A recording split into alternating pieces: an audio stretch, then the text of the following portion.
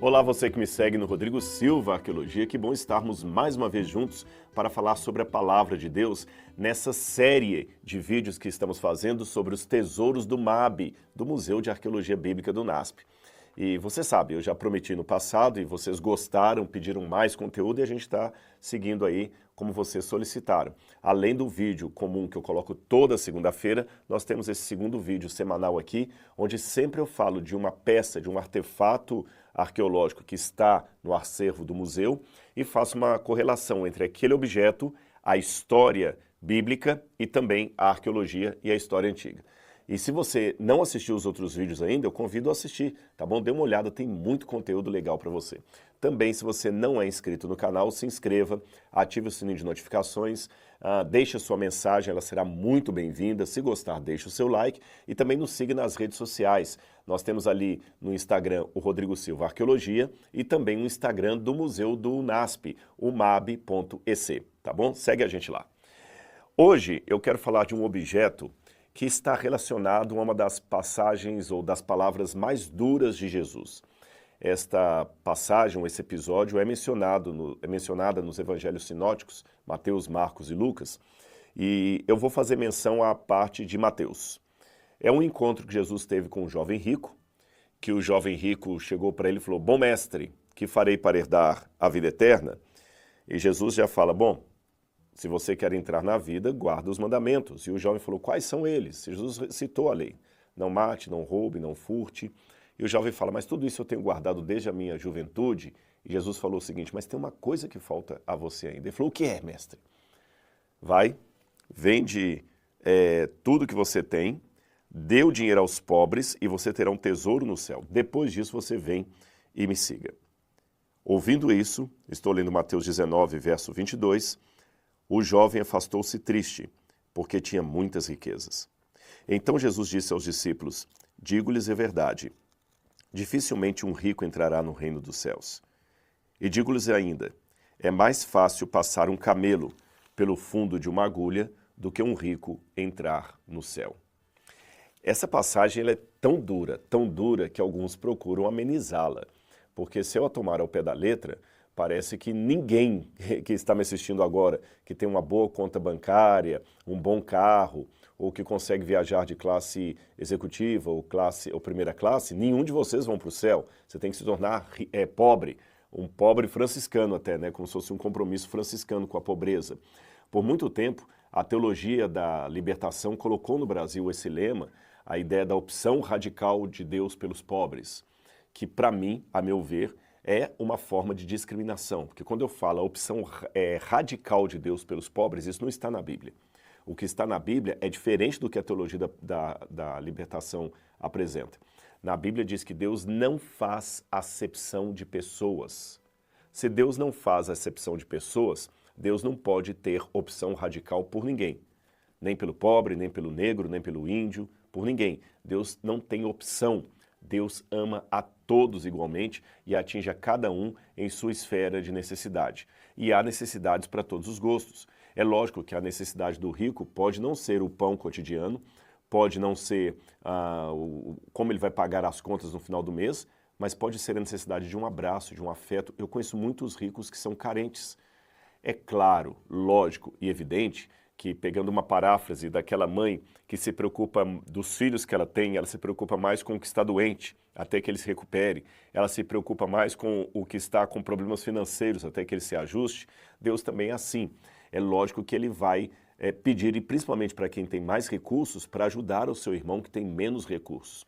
Mas eu não posso também tornar agora a riqueza uma maldição, um pecado. Ou você empobrece ou você não vai entrar no reino de Deus. Não existe isso na Bíblia.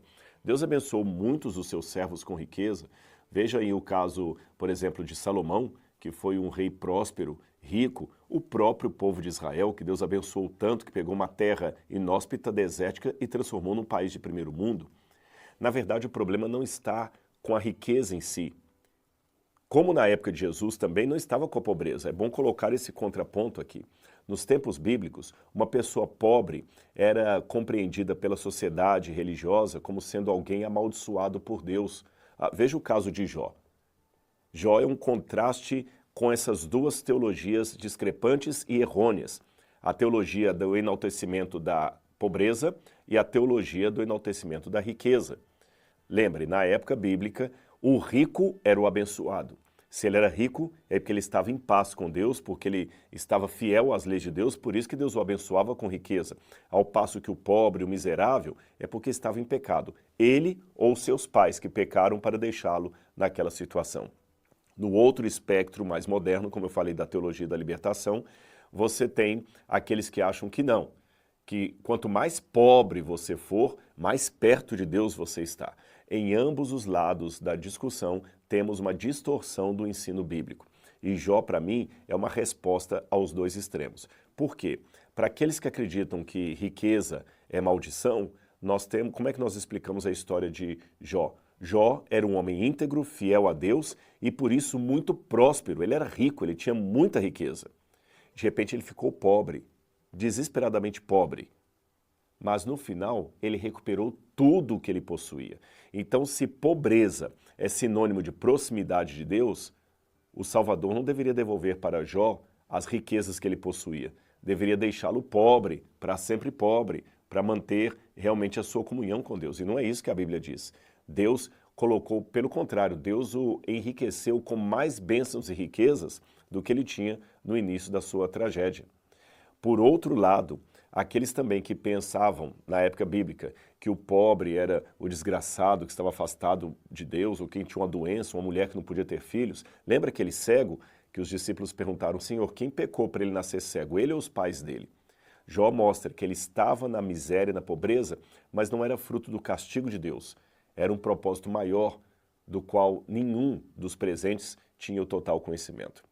É bom deixar isso aqui bem claro, bem pontuado. A diferença, portanto, na questão da riqueza e da pobreza é como eu utilizo isso.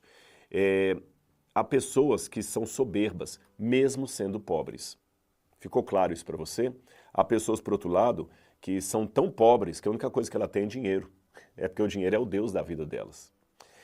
Jesus quis dizer que, assim como algumas pessoas são mais difíceis de serem alcançadas, assim acontece também no mundo dos ricos. Você sabe, por exemplo, você faz uma série de conferências bíblicas num bairro de periferia, é muito mais fácil lotar com 500 pessoas um ambiente pequeno do que uma conferência na zona sul do Rio de Janeiro. Poucas pessoas vão, isso é verdade. Às vezes, a riqueza, o intelectualismo são barreiras que a pessoa tem entre ela e o evangelho. Então, se eu pudesse colocar até uma distinção, eu diria que pobre coitado daquele que é rico e culto, porque ele tem mais barreiras para o evangelho do que aquele que é pobre.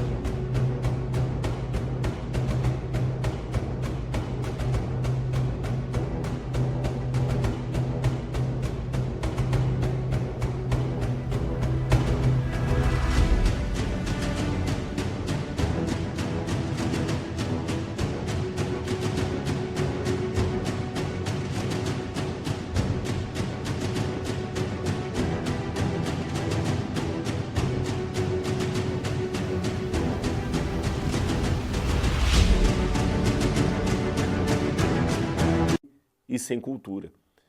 Não é que agora a pobreza e a falta de cultura são virtudes, mas, dependendo da situação, esses dois elementos, dinheiro e intelecto, podem se tornar um muro para dificultar você a chegar a algumas realidades que o orgulho não permite você chegar. Tá certo? Quem já não tem nada, dificilmente vai ter orgulho, o outro tem. Então esse que é o ponto que Jesus está querendo dizer, e não que é impossível um rico ser salvo, ou que para você ser salvo, você tem que se tornar um miserável, um pedinte na rua. Mas, e a questão da agulha? Qual o sentido disso? Eu trouxe um objeto para você aqui. Nós temos duas agulhas do tempo bíblico para mostrar para vocês, mas vou mostrar só uma aqui, tá bom? Essa aqui é uma agulha maior, como você está vendo, e a curiosidade dessa agulha, essa agulha é dos tempos de Cristo, ela tem 2000 anos. É que aqui na ponta você tem o buraco da agulha, estão vendo aqui, ó? Diferente do que a gente imagina, a parte grossa está aqui no fundo, a parte fina perdeu aqui, mas fica para cá. Esse tipo de agulha era uma agulha típica para consertar redes de pesca, para fazer tecido de tendas. Quando o apóstolo Paulo trabalhava como um fabricante de tendas, Paulo certamente usava esse tipo de agulha aqui. A outra agulha que nós temos aqui é uma agulha menor, é uma agulha cirúrgica, ela é mais fina, então é diferente dessa agulha que eu tenho aqui, tá bom? Agora, quando Jesus falou, é mais fácil passar um camelo no fundo de uma agulha do que um rico entrar no céu, uma hipérbole, você olha para esse objeto e fala, um camelo não tem como passar por isso aqui, então é uma impossibilidade. Bom, em primeiro lugar, temos que entender como as pessoas interpretavam esse texto. E eu vou dar as interpretações que eu julgo errôneas. Talvez para diminuir um pouco a força da hipérbole, porque tomada ao pé da letra, parece dar a impressão que ninguém que tiver recurso financeiro vai entrar no céu, porque jamais um camelo passa pelo fundo de uma agulha. Nem o maior dos mágicos consegue fazer isso.